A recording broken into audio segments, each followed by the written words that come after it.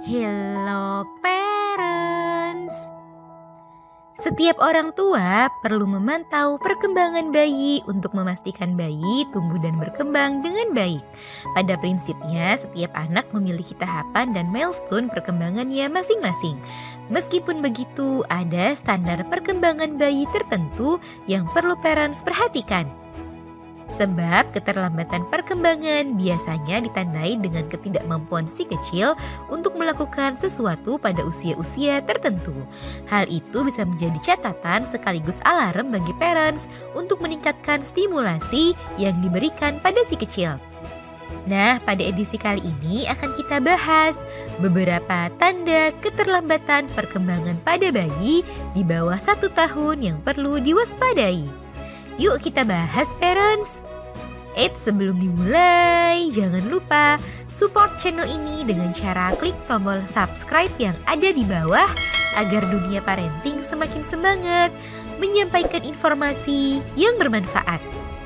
Nyalakan juga tombol loncengnya ya, agar tidak ketinggalan pembahasan-pembahasan seputar pengasuhan selanjutnya.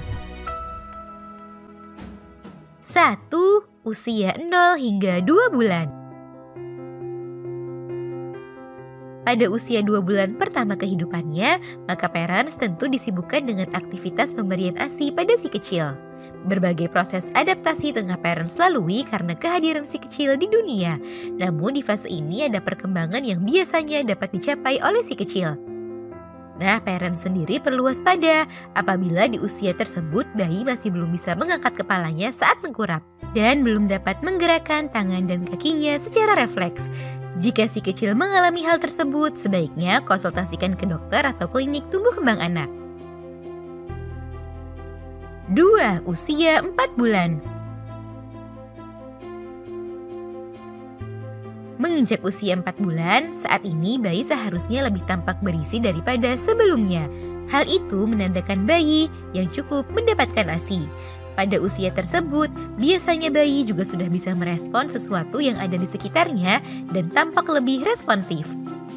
Namun, parents perlu mengkonsultasikan perkembangannya ke dokter apabila di usia tersebut bayi belum menanggapi suara yang didengarnya, belum bisa menggenggam sesuatu, tidak tersenyum, tidak mengeluarkan suara, serta matanya terlihat tidak bisa mengikuti suatu benda atau objek yang bergerak.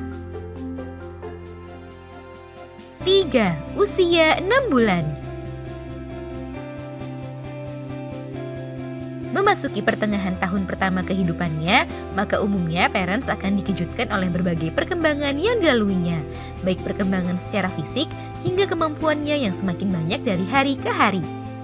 Di usia ini, bayi juga sudah menguasai berbagai kemampuan motorik seperti berguling hingga belajar duduk dan merangkak. Namun, parents perlu waspada apabila di usia tersebut bayi terlihat belum bisa berguling ke berbagai arah, belum tertarik untuk duduk, tidak mau tertawa, dan terlihat sangat kaku dengan otot yang kencang. Sebaiknya konsultasikan hal tersebut ke dokter dan tingkatkan stimulasi yang diberikan pada si kecil. 4. Usia 9 bulan.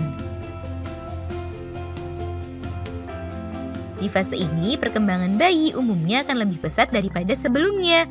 Bayi juga sudah mulai terbiasa melumat makanan padat atau MPASI. Kebiasaan bayi pun berubah dan ia jadi jauh lebih aktif dan responsif.